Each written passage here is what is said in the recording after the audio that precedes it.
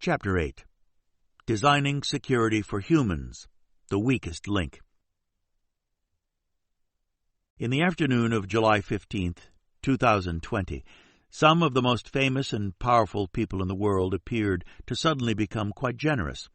On Twitter, Joe Biden, Barack Obama, Kanye West, Bill Gates, and Elon Musk posted messages such as the one below. I am giving back to the community. All Bitcoin sent to the address below will be sent back doubled. If you send $1,000, I will send back $2,000.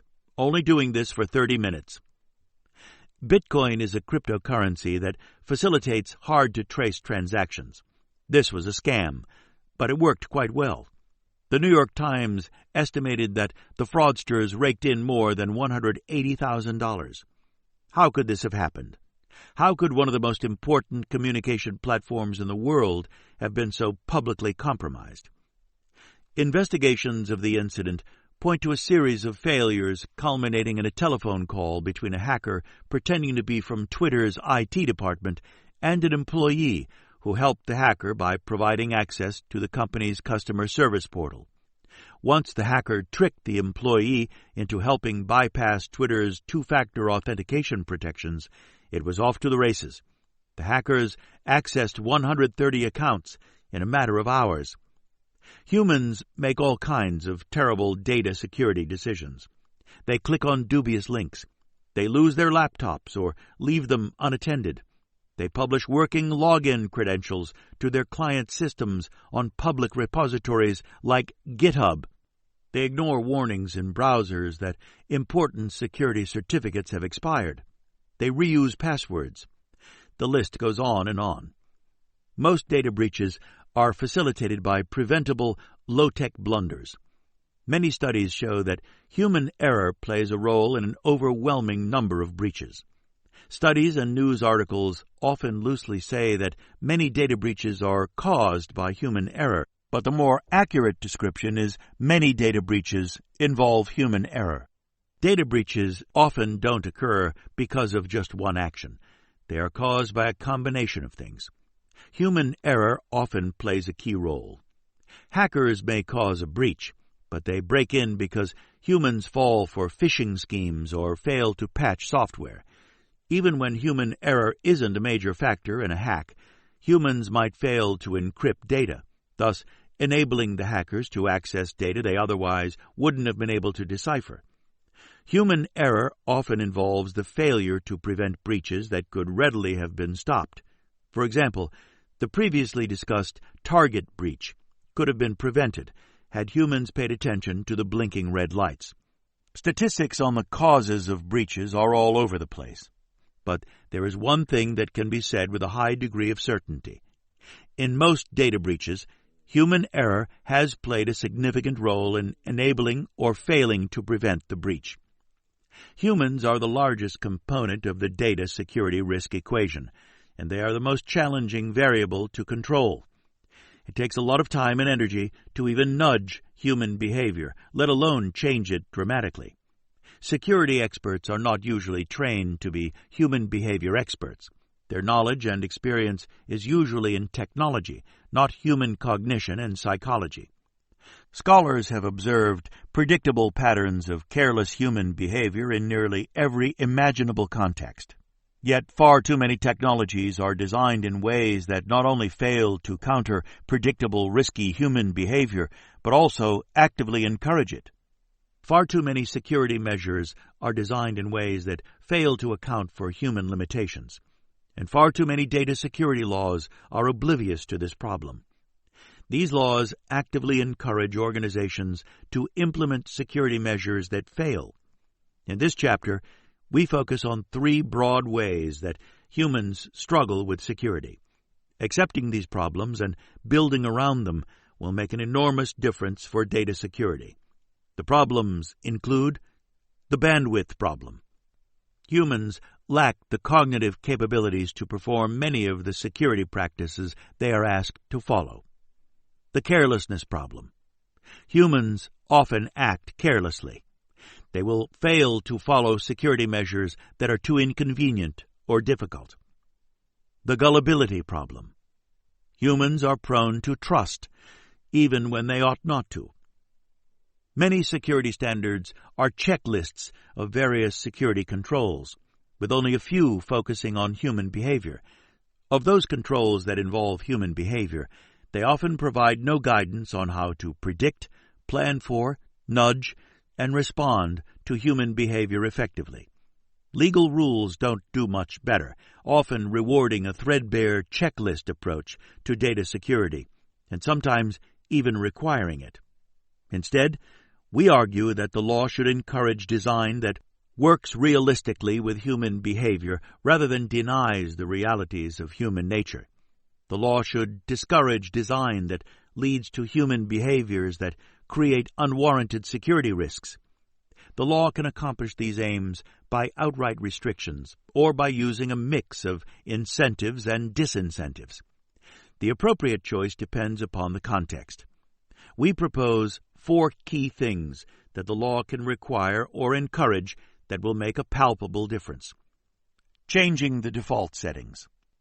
The law can encourage or require default settings that are good for security. Promoting mutual trust. The law can combat gullibility by fostering a more stable set of trust expectations. That is, when people should expect to trust an email, phone call, or website. Encouraging balanced security measures. The law can encourage a realistic balance between data security and convenience. The law should stop rewarding organizations for implementing security measures that merely look good on paper, but that will fail miserably in practice. Sending sensible signals. The law can encourage more secure human behavior by sending clearer signals to people about security risks. Problems with people. Organizations usually rely upon data security frameworks and standards when determining what security practices and safeguards they should be implementing. Examples include the National Institute for Standards and Technology, NIST 800-53, and the International Standards Organization, ISO 27001. The problem is that companies often have strong incentives to implement these standards as checklists, with little regard to the human side of the equation. Consider, for example, the 20 Center for Internet Security, CIS, controls, one of the more popular sets of security controls. Basic CIS controls. 1. Inventory and control of hardware assets. 2. Inventory and control of software assets. 3. Continuous vulnerability management. 4. Controlled use of administrative privileges. 5. Secure configuration for hardware and software on mobile devices, laptops, workstations, and servers. 6. Maintenance, monitoring, and analysis of audit logs. Foundational CIS controls. 7. Email and web browser protections. 8. Malware defenses. 9. Limitation and control of network ports, protocols, and services. 10. Data recovery capabilities. 11. Secure configuration for network devices, such as firewalls, routers, and switches. 12. Boundary defense. 13. Data protection. 14. Controlled access based on the need to know. 15. Wireless access control. 16. Account monitoring and control. Organizational CIS controls. 17. Implement a security awareness and training program. 18. Application software security. 19. Incident response and management. 20. Penetration tests and red team exercises. Although this is a great list of security controls, companies following them often do so without grappling with the complexities of human nature. Even though security experts know well of the riskiness of human behavior, security rules and practices still aren't sensitive enough to how and how often people within systems make mistakes. Despite the fact that security professionals know that people are imperfect, security rules and practices often fail to incorporate this knowledge. Instead, many security rules and practices are designed for perfect people. These perfect people learn and remember all of the rules. They always follow the rules, no matter how inconvenient or difficult they become. They never look at any irrelevant websites while at work. They never click on any links that are suspicious. They never cut corners. They carefully listen to their training and do everything they are told. They are always patient and careful. But of course, people are far from perfect. Humans mess everything up. People are in a hurry. They have limited ability to remember things. They often don't pay attention and don't follow rules. And they are prone to trust when they shouldn't trust. If people were perfect, most security measures would work quite well. But it's nearly impossible to make people perfect. It is much more feasible to design security measures differently so they work with people as they are. Policymakers are not designing data security measures with human limitations in mind. Instead of assuming the best in people, the law should prepare for the worst. Even if 99 out of 100 people are perfect, the hackers still win because they can trick one person. Data still gets lost if one person loses it. In other words, data security is a game won or lost based on the most error-prone player on your team. Sadly, on most teams, many people are competing for the title of most likely to mess up. You can't win the game by focusing only on the good players. Hackers know this, which is why they win so often. Data security law must confront this reality. Only by accounting for the most error-prone among us will we stand a fighting chance against the hackers. The bandwidth problem. Why we ask the impossible with passwords. Imagine that you are starring in a production of Shakespeare's King Lear, and you are playing the king. The play starts now. The curtain is rising, but you haven't memorized your lines. You look down, and you are wearing only your underwear. You may have had nightmares similar to the one above. You are about to take a test or perform a task, but you are woefully unprepared for it. You are going to fail, and your best hope is to wake up before it happens. This type of nightmare, unfortunately, is what we are living in with many data security measures. People are destined to fail with passwords. At 33 years old, Christopher Cheney was unemployed and living in his grandmother's house. He spent his time watching movies and browsing the Internet. Having received his first computer just a few years before, Cheney did not possess any advanced IT skills or fluency in coding. What Cheney did have, however, was an abundance of free time. In early 2008, Cheney heard that nude images of celebrity Miley Cyrus had been leaked online. Cheney was intrigued by how the images were obtained. Previously, he had learned that a hacker broke into celebrity Paris Hilton's phone by guessing her password, the name of her pet, Chihuahua, Tinkerbell. On a whim, he began to compile a list of celebrities by first and last names. He then researched their personal information online, arming himself with data that would help him guess their passwords. Cheney worked his way down his list, entering names into Gmail until he found a valid celebrity email address. Once he had an email address, if he couldn't guess the password, then he would turn to the Forgot My Password function. He was presented with personal security questions required to reset the account password. He then searched online across various social media platforms and other sites to find information to help him answer the questions. The answers to questions, such as the name of the celebrity's pet, were fairly accessible online. When Cheney correctly answered the password recovery questions, he would reset the account password to allow him access to the account.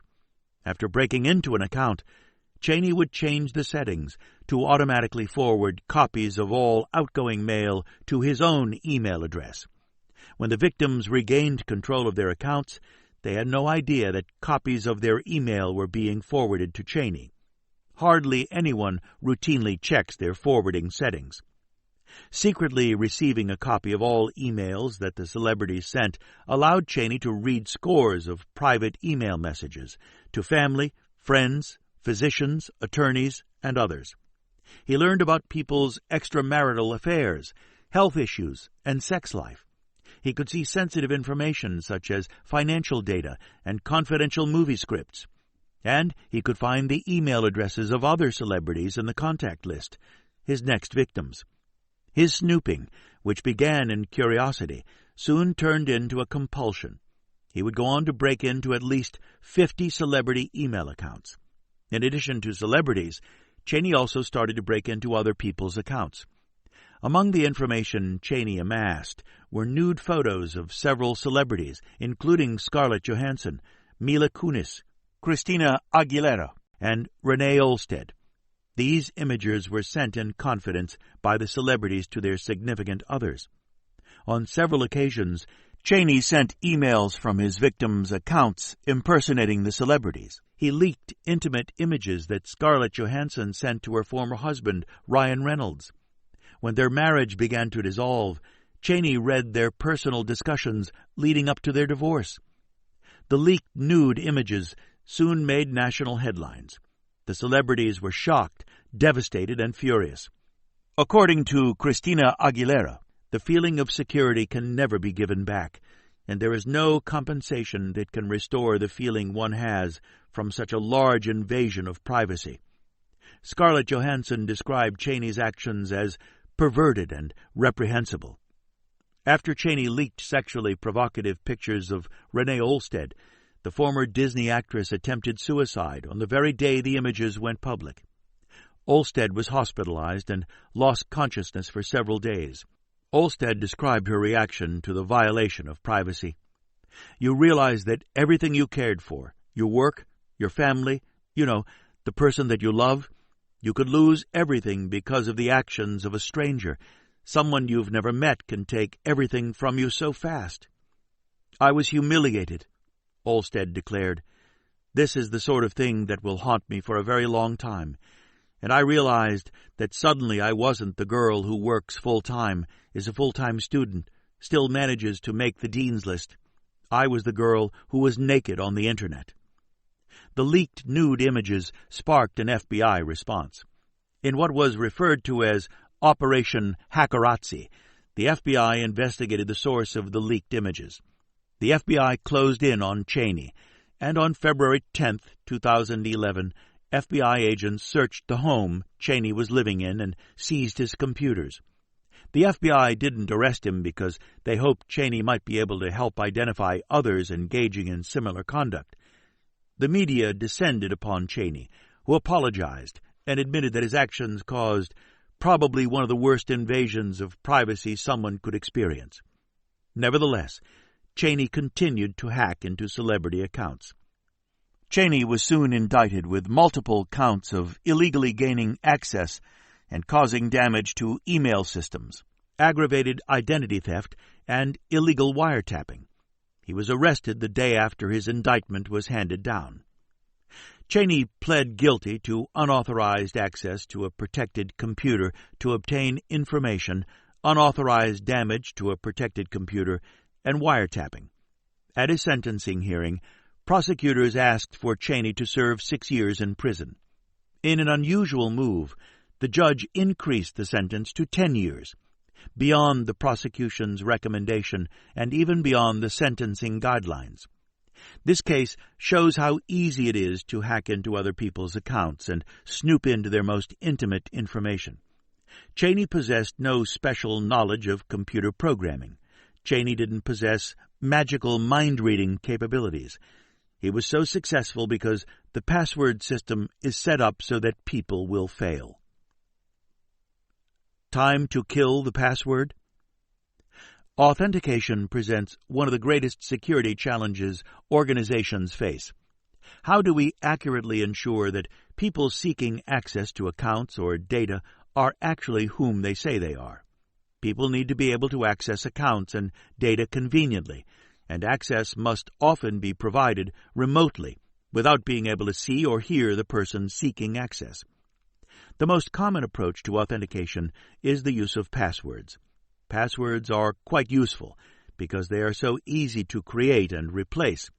Passwords by themselves, however, are a very poor form of security. The problem with passwords is people. People select poor passwords, reuse them on many sites, and have difficulty remembering them. As we previously mentioned, an annual list is compiled of the most widely used passwords. Some perennial ones that always make the top of the list include simple words like dragon, monkey, baseball, and princess. Passwords such as login, password, and let me in are also included on the list. The password 123456 is often at the top of the list. So are 12345 and 1234. Among experts, it is common to hear humorous stories about foolish passwords or of people writing down passwords on sticky notes and pasting them on their computer monitors. People need to be savvier and more careful, the experts say. All this is true, but it's not people's fault. Creating and remembering so many passwords of sufficient length and complexity is beyond people's cognitive bandwidth.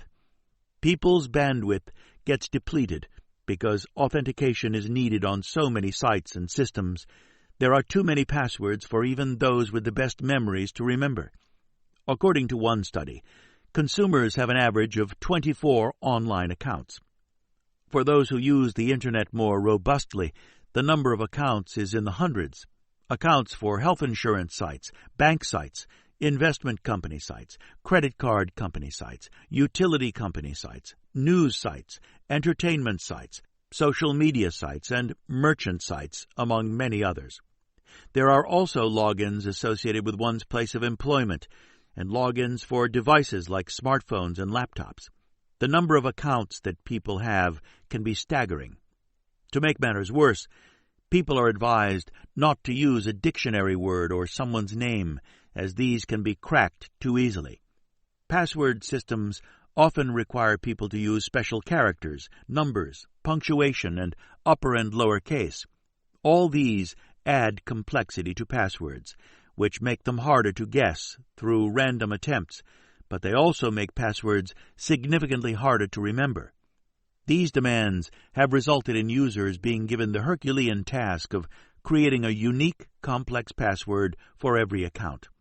No one can remember all these passwords, so people ignore the advice about using unique passwords and reuse the same password or draw from a pool of a few passwords. According to a study, 73% of accounts use duplicate passwords, and consumers use, on average, only one unique password per every 4 accounts. Common approaches to authentication result in even greater unreasonable demands on human memory. Impossible isn't enough, so it must be multiplied by another impossible feat. A common, though obsolete, security practice is to change passwords frequently, and many companies force people to do so. It's hard enough to juggle dozens of balls, but now people are being asked to juggle them while riding a unicycle on a tightrope. Unsurprisingly, when people aren't forced to change their passwords, they don't. Indeed, nearly half of consumers have a password they haven't changed in more than 5 years. Many years ago, a company marketed a product called Password Minder, with an infomercial that touted it as a revolutionary way to safely store passwords. Never lose a password, the commercial stated. Guaranteed. What was this miracle product? What new technology did it employ to help people remember passwords? In fact, it was just an empty notebook for people to write down their passwords. The Password Minder was so mocked that eventually it was laughed out of production. But other similar products remain on the market. There's one called I Love My Password Book. We suggest an alternative title. Fraudsters, here are all my passwords for you in one easy-to-recognize book. One of these types of books, the Personal Internet Address and Password Logbook, was at one point ranked number 428 out of all books on Amazon, and was the best-selling book in Amazon's Internet and Telecommunications category. To our dismay, it has done far better than any of our books. Maybe it's time to publish a password keeper book of our own. These password notebooks are quite humorous, but critics should be laughing at themselves, too. With passwords, we demand the impossible of people, and then we blame them when they fail. It's quite understandable why someone would feel the need to write all their passwords down in one book. It is safer than some alternatives.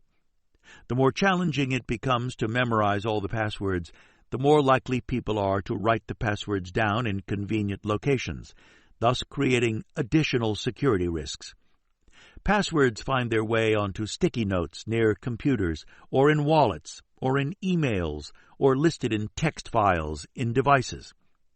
Impossible demands are being made on human cognition, yet policymakers remain in denial. This isn't a problem that education can solve. People can certainly learn good password practices, but they lack the ability to implement them.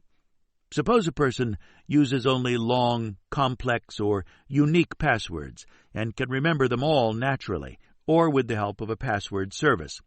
Is the user safe? Nope. Fraudsters will just trick users into giving away their passwords. Even the person with the world's longest and most complex password will be defeated if they give their password to a phisher. Often, fake websites and deceptive hyperlinks look very real and easily deceive many users. Even when users act perfectly in adopting complex, unique passwords and avoid accidental disclosure, malware can still compromise username and password credentials. The problem with password recovery questions.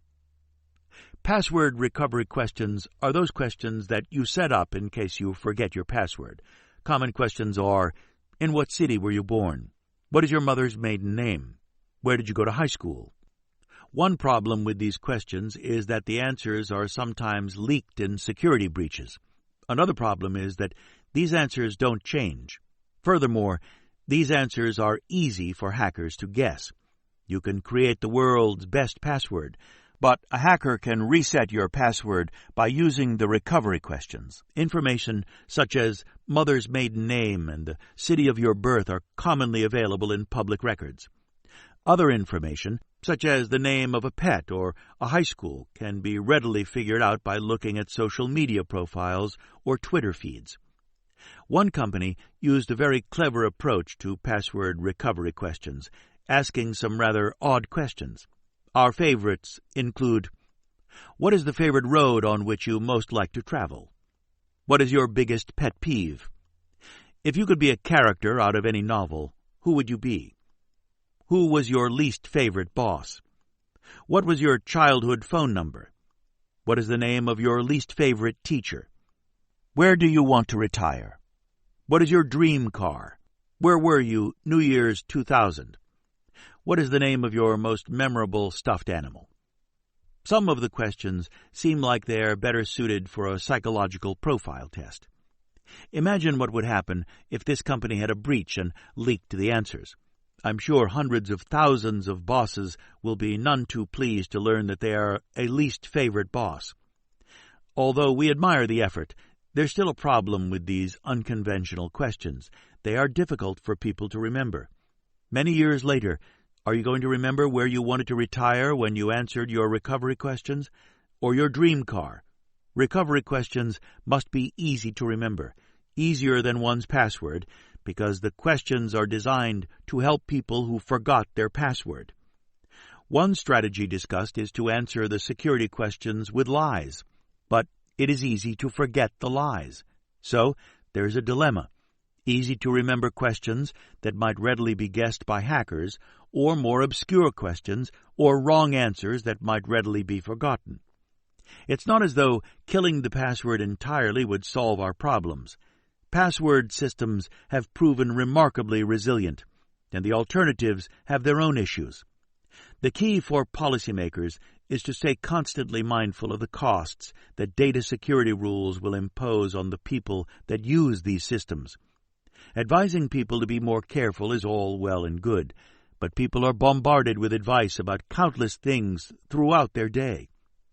Security researcher Cormac Hurley has argued that people rationally reject most security advice and prompts because, in essence, the juice isn't worth the squeeze.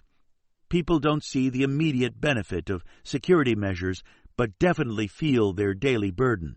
If there is a harm to be suffered from poor security, the odds are that it will be borne by someone else. This makes designing beneficial security advice very hard. Ultimately, for effective data security, we must avoid asking people to do things they can't do. We also shouldn't expect success if we merely ask people to do things that they are highly unmotivated to do. We must find a way to motivate people, as experience has shown that merely barking out orders isn't effective in achieving desired behavior. Effective security thus involves a realistic appreciation of human capabilities and a deep understanding of how to influence human behavior. The gullibility problem. Why fishers catch people all the time. In an ancient Greek myth, after fighting for years outside the walled city of Troy, Greek soldiers were still unable to infiltrate the city. So, the cunning warrior Odysseus hatched a plan. One day, when the Trojans awakened, they saw that the Greek army outside their city walls had departed. The soldiers were all gone. Their tents and weapons were gone. Their ships were gone. The people of Troy rejoiced. After so many years of war, the Trojans were overjoyed that the Greeks had finally given up. They noticed that on the beach was a gigantic wooden horse on wheels. They thought that the Greeks must have left this object behind, perhaps because it was too big to fit onto their ships. They wheeled the massive horse into their city as a trophy of their victory. But it was a trick.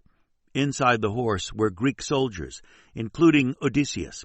Late at night, they snuck out and opened the city gate to let the other Greek soldiers in. Troy was defeated and destroyed. Today, malware that masquerades as useful software is called a Trojan horse. The key feature of this malware is that it works through our tendency to be easily influenced, tricked, and manipulated. Humans can be tricked more easily than they might like to believe. People are prone to trust others. This is true even on the Internet. When people are too trusting online, they become prime candidates for fraud and manipulation, even if they have a lot of experience on the Internet. Roger Ford has argued that data analytics and modern targeting platforms make it even easier for us to be duped by data scams. Many people have proven to be too trusting and gullible when interacting online. In one example, fraudsters hacked into the email account of the CEO of Bonnier Productions, which publishes Saveur and Popular Science. From the CEO's email account, the hackers sent fake emails to employees in the accounts payable department. The emails purported to be from the CEO told the employees to wire $3 million to a bank in China. One employee was duped by the scam. The transfer was so large that it had to be made in 2 payments. The employee wired $1.5 million to the bank. Then, 4 days later, he initiated a second transfer for the remaining $1.5 million. This time, though, the employee suddenly had some suspicions, so he called the CEO to confirm. The CEO was flabbergasted. He had never sent an email authorizing a money transfer. The second transfer was immediately stopped and recovered, but it was too late for the first transfer. $1.5 million was gone. While many scams are obvious, such as those silly "you have won the lottery" schemes, some fishers have become quite sophisticated. Under a technique called spear phishing, savvy fraudsters use personal information about their victims to make their emails look more legitimate. And it works. A high percentage of people are fooled.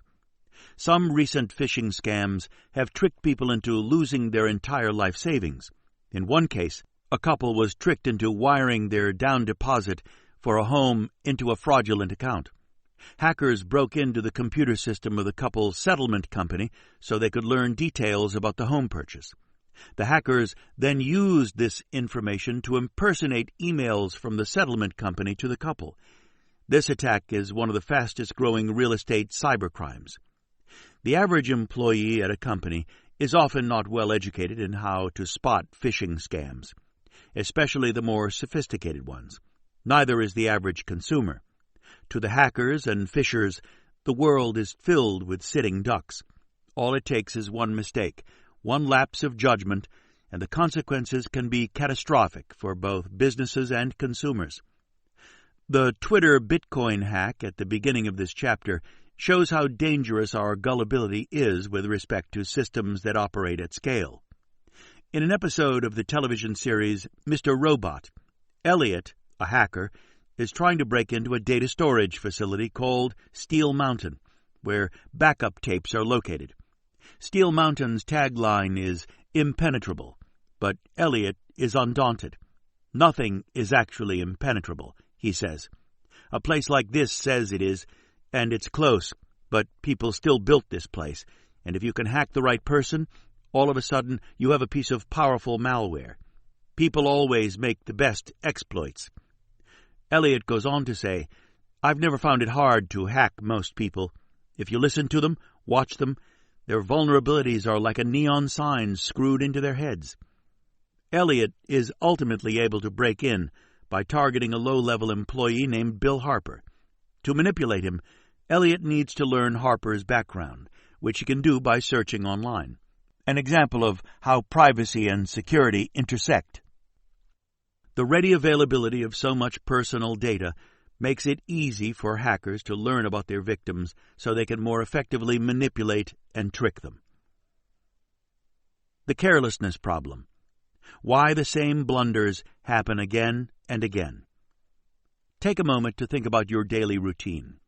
How many tasks do you need to undertake to meet the demands of your home, work, and social life? How long are you able to concentrate on one thing before an email comes in? A child or coworker asks for your attention, or you fall prey to mindlessly scrolling social media. People have a lot going on in their lives, which makes it difficult for them to take reasonable precautions for things that seem like a hassle, such as securing their data. This situation is true in many aspects of data security that demand people's time and attention. Studies show that even when people know better, they still do careless things. They recognize a suspicious link or attachment, yet still click on it. They know they are not supposed to write down passwords on sticky notes and attach them to computers or devices, but they do so anyway. Why are people so careless? And why has the law failed to incorporate our inevitable carelessness into data security rules? People become careless when confronted with robust security measures that are often cumbersome and inconvenient. The more inconvenient something is, the less people will do it. This means our data security frameworks and rules should be concerned with managing risk and modeling human behavior. Paradoxically, attempts to achieve perfect data security can actually weaken security because people will find end runs around clunky security procedures.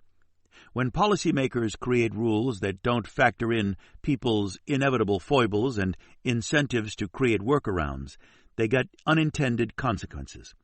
We need to think of ways to better account for human behavior in designing security policy. Rethinking design rules for technologies. Although many experts realize that human fallibility is the bane of data security, information technologies are often not designed with this fact in mind.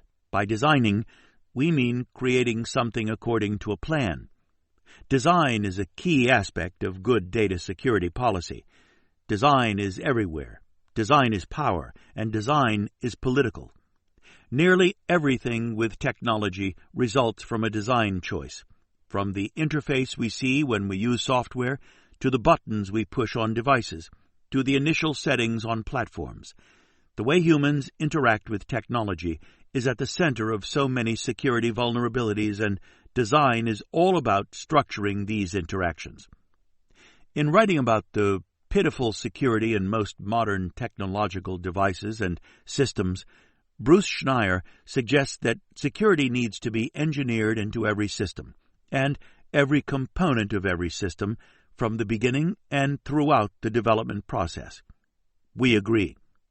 The principle that Schneier is recommending is known as security by design. The law is several steps behind. First, Only a few data security laws even try to regulate design. Most notably, Article 25 of the GDPR requires data protection by design and by default. Although the GDPR isn't very specific on what these baselines should be, at least it is a start. Beyond the GDPR, few other laws say anything about design. The law must change course and start regulating design, as doing so is crucial for strong data security. Second, the law not only must regulate design, but also must push for design that accounts for the human element. Designs that are oblivious to human behavior will fail. Security often focuses on keeping attackers out, rather than mitigating the errors from people who are already properly in. All design choices have one of two effects, and often both. They can signal information to people or make particular behavior easier or harder by imposing or reducing transaction costs, the expenditures of time, labor, and resources that are necessary to complete a task.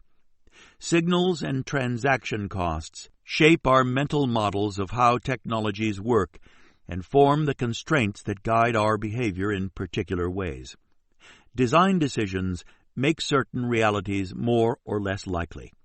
Companies and hackers know that the power to design is the power to exert control over people. This is because people react to signals and constraints implemented through design in predictable ways. People with the right know-how can build or leverage the design of consumer technologies to encourage desired user behavior. A concern with regulating design is that it might be too paternalistic. We don't want policymakers not versed in technology to make decisions far beyond their expertise. The regulation of design, however, need not focus on the specific details of technologies. Policymakers do not need to become backseat engineers. Instead, there are some more general design requirements that the law can impose that will not be overly meddlesome, but will be quite effective in designing more securely. Below, we set forth a few proposals for the types of security design requirements that follow our overarching principle, which is to design with the human element in mind. Changing the default settings. Humans are prone to inertia. Most users will not take action, and design must reflect this fact. We can beg and plead with people to do things, but this nagging will fail to work consistently with many people. Bruce Schneier wisely recommends that all devices need to be secure without much intervention by users. The less work people need to do for security, the better. One way design can have a significant effect is with default settings, the pre-selected options within software programs and devices. Default settings have a major impact on human behavior. Many programs, apps, and devices have initial settings that are quite insecure. For example, the default setting for many social media sites are set to maximize sharing. According to a 2015 study from Kaspersky Lab, 28% of social media users neglect privacy settings and leave all their posts, photos, and videos accessible to the public. Not only is this setting bad for privacy, but it is also bad for security, as it can lead to people exposing personal information in ways that might compromise their overall data security. Recall how Christopher Cheney was able to guess the password recovery questions of celebrities. He found their information online. Certain apps and sites have unexpected defaults that can be very clunky to change. For example, at Venmo, a payment service, user financial transactions are public by default. The process for a user to limit access to all their transactions is not very intuitive. The default audience setting only affects the visibility of the charges and payments initiated by the user. The transactions initiated by friends who have not changed the default privacy setting will still be shared publicly. To obscure all transactions, a user must hunt down and change the inconspicuous transactions involving you setting. The law could require or encourage default settings limiting the sharing of personal information online. If people want to share more, they could certainly change the settings. But many people haven't thought enough about the privacy and security consequences of the settings. As we discussed in the previous chapter, rules that strengthen privacy often also strengthen security. And a rule about the default settings is one that is often in the privacy category, but can have benefits for security. The law could also require or encourage default settings for the use of two-factor authentication for certain services or the option to automatically update software to more secure versions. If these options are not selected by default, or if the software doesn't nudge users toward using them, then users are less likely to take advantage of them. Another way that the law can help strengthen security is to address default passwords. One of the most commonly exploited vulnerabilities in devices is the default password. Many devices have a simple password by default, and it is sometimes hard-coded in. Many users never change this password, making it easy for hackers to break into devices. This is how the previously discussed DDoS attack on Krebs was perpetrated. One solution would be to require manufacturers of devices to require that users change default passwords when they start using the device. This rule might seem like a small requirement, but it can make an enormous difference. It would remove an enormous security vulnerability in possibly hundreds of millions of devices. This requirement is based on the understanding that many people will predictably fail to change the default password on their own. But this solution carries some risks that must be addressed. Because users might choose weak passwords, device manufacturers should find ways to force users to select strong passwords. Another risk is that if the passwords are only stored locally on the device, users who forget their passwords could be completely unable to use the device. Manufacturers should address this problem by enabling a recovery system for forgotten passwords. Our recommendation isn't an easy feat to achieve for many manufacturers, but it is something not to be ignored just because it is hard. Connected devices carry tremendous risks, not just for their owners, but also for others. Manufacturers cut corners and create weak security because it is cheap. Consumers don't know enough to choose secure devices, and there is no incentive for consumers to consider the security implications of the devices for other people. The market for online devices, thus, doesn't produce the optimal societal level of data security. The onus should be on the manufacturers to find ways to make their devices secure. Promoting mutual trust. Part of the gullibility problem is that people expect to be able to trust that an organization's website, phone calls, emails, and other communications are authentic. As we discussed earlier, organizations will make people authenticate themselves so they know to trust the user. But organizations won't authenticate themselves. This leads to a perverse situation where people are constantly fooled by hackers. Clever hackers can spoof phone numbers and email addresses. They can create fake websites that are hard to differentiate from real ones. Countless phishing attacks occur because people misplace their trust in an imposter. Unfortunately, our system is designed to encourage people to be too trusting of the communications they receive from organizations because receiving unauthenticated communications is the norm. Imagine if you walked into your bank and asked to withdraw money. Instead of asking for your identification or bank card, the bank teller just looked at you and said, "Yes, you sure look familiar. You are well-dressed and don't look suspicious, so I'm sure you are not a fraudster. Here's your money." Of course, no bank would do this. Organizations rightfully authenticate us when we reach out to them, but it doesn't work the other way around. Organizations don't authenticate themselves to us. When organizations initiate contact with people, they expect people to just assume that their mail, phone call, or website is legitimate. We know that people are relatively gullible and can often be easily tricked. Hackers can readily create websites and communications that look nearly identical to actual ones. Fortunately, many hackers are sloppy and make mistakes, so they leave clues. But people fall for their tricks even with these clues.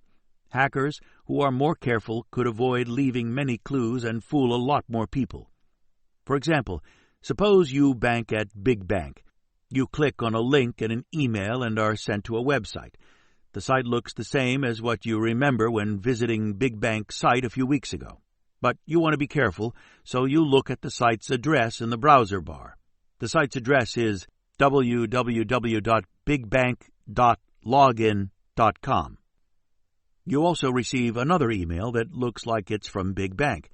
This email sends you to a site with the address www.bigbank.com/login. Which one is correct? The second one is correct. In the first, the site is actually login.com, not bigbank.com. Maybe you knew this, but many people don't. It's entirely rational for people to miss this distinction. Cormac Hurley argued that if users spent even a minute a day reading URLs to avoid phishing, the cost, in terms of user time, would be 2 orders of magnitude greater than all phishing losses. Countless emails from organizations have buttons that you can click to go to the site to log in. But these emails can be fake ones sent by hackers, and the buttons will take you to a site that looks just like the real one. Hackers don't even need web design skills because there are numerous markets on the dark web where fraudsters can cheaply purchase scam pages that mimic real websites. When you enter your login information, you will be submitting it directly to the hacker through the fake site. The hacker can then use your login credentials to go to the real site and break into your account. Overall, it is foolish to expect busy lay people to figure out what is real and what isn't. Most people don't know enough or don't have the time to study each email or website like Sherlock Holmes. On the Internet, people are sitting ducks, without adequate means to avoid being tricked. One solution is bilateral authentication. The current authentication system is unilateral. It works one way, with people authenticating themselves to organizations. Bilateral authentication, often called mutual authentication, works both ways. People authenticate themselves to organizations, and organizations authenticate themselves to people. With a system in which organizations authenticated themselves, people would no longer have to be Sherlock Holmes and spot some obscure detail that was off in an email or website. People would no longer assume that unauthenticated communications should be trusted. People would expect that organizations authenticated themselves. How would this work? First, when people establish an account or relationship, they would be given a choice for certain images or passwords that an organization could provide to them to verify the organization's identity. Then, when people were contacted by the organization or when they visited the organization's website and entered their username, they would be shown the image or password. This would verify that the organization and its website are legitimate. Policymakers should create general rules for all organizations to follow when dealing with people. Organizations should be restricted from using certain mediums, such as email, to request particular kinds of information, such as social security numbers or login information. People can remember short rules, such as no legitimate email will ever ask for your password. It is much harder to remember the long list of things different organizations might request under certain circumstances. If legitimate organizations request social security numbers or login information via email, then they confuse people. Standardizing people's expectations about what is legitimate and what is not will help close off many ways that hackers use to trick people. Encouraging balanced security measures. Counterintuitively, if security measures are too protective, they might lead to bad security outcomes because people create workarounds and other dangerous kludges that bypass protective systems entirely or weaken them. For example, requiring 2 factors for authentication is generally a good security measure. However, requiring 2 factors every time someone tries to log in from a particular device can be counterproductive because people might grow frustrated and disable the service. Allowing people to check a box to trust certain devices after using two-factor authentication for the first time will help ease the inconvenience. In another example, which we discussed earlier, if people are forced to select passwords that are too long and complex, they will write them down on sticky notes near their computers, which opens up another major security vulnerability. Good public health frameworks are careful not to ask too much of people and instead seek to find the right balance between protection and feasibility to ensure measures can be implemented across an entire population. It seems commonsensical, yet organizations regularly design their systems in ways that make us and our data less secure. Eliminating impossible security practices and advice. Several common security measures are not practical for people to do. The law should discourage the use of security measures that fail in this way. Instead, however, the law perversely encourages such measures. Regulators often look superficially at an organization's security, faulting organizations that don't use certain measures. Thus, security professionals might follow the same old faulty security measures because they fear that regulators will zing them for missing measures on the checklist. Regulators and the law must ensure that they stop playing a role in furthering this pathology. If these measures were to be abandoned, what would work better? An improved strategy to help people with passwords is to use password managers to store them electronically in one account. Password manager services help people create strong, unique passwords, warn them when their passwords are bad, and save them the trouble of remembering the potentially thousands of passwords they use to access their accounts. Even these services are typically secured, at least partially, by a password themselves. Although these services are typically a better way of generating and keeping track of your passwords, like anything on the Internet, they are not without risk. Without a password manager, we recommend different passwords at work and for personal accounts. But beyond this, we don't recommend a different password for every account. People can have hundreds of accounts, and it's not possible to remember hundreds of passwords. It is easy to find cases of password reuse and chastise people, but that's asking the impossible and scapegoating. What would be far better is to ensure that different passwords are used when it really counts, such as work accounts, and not as a matter of course. Regarding not writing passwords down, it is impossible to remember many passwords. People must write them down. Instead of exhorting people never to write passwords down, the advice should be about where to write and keep them. People should not put them near the workplace computer or carry them in wallets. But suppose a person kept a list of passwords in a dresser drawer. Conceivably, a hacker could break into the person's home, rummage everywhere, and find the passwords in the dresser.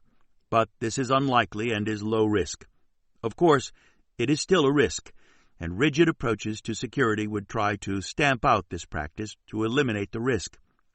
The problem is that trying to reduce this low risk might ultimately induce people to engage in more risky behavior. Good security is like good parenting. Parents soon learn to pick their battles. They can't win them all. Designing security practices to reduce all risks, even the small ones and trivial ones, can weaken human responses to risks that are more severe. The perfect becomes the enemy of the good. Two-factor authentication. In security, there are other solutions to authentication problems and methods of authentication that can be used if organizations moved away from passwords alone. Many relatively cheap and easy-to-deploy methods can be used to protect against different kinds of attacks on credentials. One means of authentication that accommodates human limitations is two-factor authentication. The essence of two-factor authentication is simple. To log in, you must have something you know, usually a password, as well as one additional factor, usually something you have, e.g., your cell phone. Two-factor authentication is promising because It has already been deployed by major companies. It protects against many different kinds of offline attacks, and it can leverage a technology that most people already constantly carry around, their cell phone. Two-factor authentication is a good way to protect against both online and offline attacks. While two-factor authentication remains vulnerable to specialized phishing and malware-based attacks, those vulnerabilities are relatively narrow and typically require the fraudster to already have a person's username and password. Two-factor authentication is not a silver bullet that addresses all the problems with passwords. There are no useful silver bullets in data security, but there are some measures that will reduce risk. Although many of these techniques are widely available and inexpensive, they are often not used. Change is not likely to happen fast enough without regulatory intervention. Perhaps a nudge, maybe a gentle push, or maybe a forceful shove will be needed. The law should promote security measures like two-factor authentication that are practical in light of human behavior. Anticipating human problems. Companies often deprecate their software and Internet-connected devices and stop supporting them. They often ignore how attached people are to the tools they use. They tell people to simply stop using them. This isn't realistic. People won't just stop using old devices and programs. They often have too much invested in the software to just give it up at the command of a tech company. The difficulty in moving on is a data security problem. Time and again, hackers have targeted deprecated software and devices because they are no longer updated. Yet they remain connected to networks, making it easier for criminals to take advantage of unpatched vulnerabilities. These unserviced software programs and devices are like radioactive waste. They can't just be left behind or thrown away. When technology companies deprecate software, they must have a meaningful plan to transition people away from using it. Merely saying stop isn't good enough. Companies need to ensure that people don't lose their investments in the software, such as source files or custom software. The law could better facilitate such reform of the deprecation process if it held technology companies more accountable. Sending sensible signals. Design doesn't just facilitate or hinder tasks. It also delivers information. It communicates by sending a signal to the user of a technology. Through signals, design helps define our relationships with other people and shapes our risk calculus when interacting online. These signals affect our expectations about how things work and the context within which we are acting.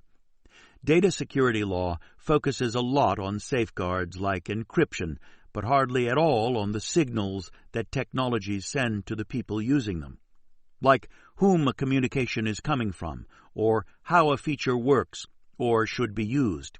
Yet, these signals are what encourage people to click certain links, share personal data, or enable certain features. Designers must engineer their systems so that the signals are understandable and that they encourage secure rather than insecure behavior. The wrong design can send misleading signals. People will ignore signals if too many are sent or if not enough are sent. Poor signals can be a major vulnerability. Fraudsters exploit confusing, inconsistent, and ambiguous signals to trick people. In essence, poor signals make people more gullible. Misleading signals. When people use devices, there is a ton of information thrown their way about the security risks of various activities. Unfortunately, this information is often vague or misleading, making it difficult for people to get a clear sense of what they should do or how vulnerable they really are. One example is the ubiquitous padlock icon people see when they use their browser, adjust their privacy settings on social media, and enter authentication credentials. The padlock is an icon of the physical manifestation of security. Only those with the key get access to whatever it is protecting. But what does it mean in specific contexts online? It could mean almost anything, from the deployment of specific encryption and authentication protocols to a general warm and fuzzy sense of security, similar to the comically vague statements in privacy policies that a company takes your privacy and security seriously. If nothing else, padlock icons are invitations to garner consumer trust, enticing people not to worry about providing more personal information. The padlock icon isn't necessarily good or bad, but it is vague, and companies often use it to promise more than they deliver.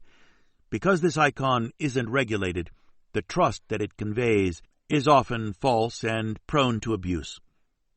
Policymakers can play an important role in encouraging more useful signals and discouraging vague and misleading ones. At a minimum, regulators should provide guidance and facilitate industry coherence in security signals for users. Regulators can also do a lot more, such as applying federal and state laws against deceptive trade practices to companies that use false or misleading signals.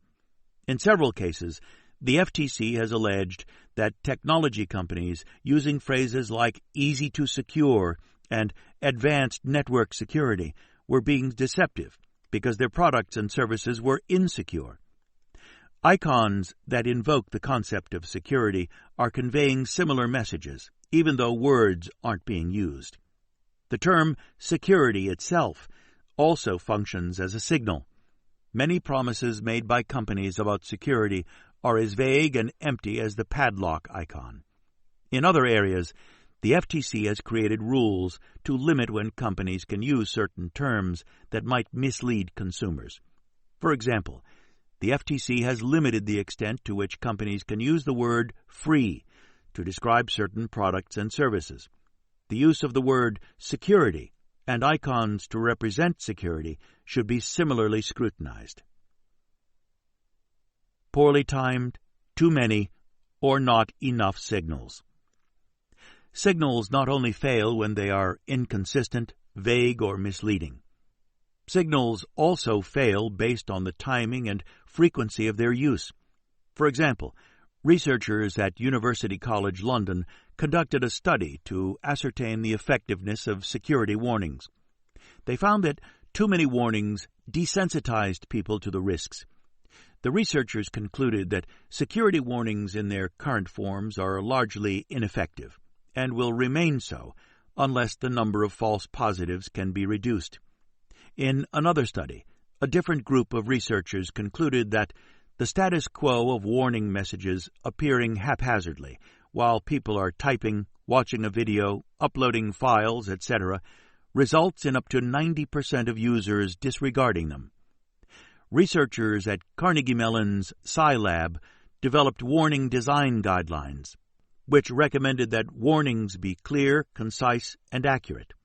If too long, overly technical, inaccurate, or ambiguous, a warning will simply be discarded and its purpose will be lost. These studies and others have repeatedly shown that security warnings are like the porridge for Goldilocks. They have to be just right. Too many warnings will work poorly, as will too few. Warnings at the wrong place and time will work poorly. Warnings should reflect the gravity of the risk.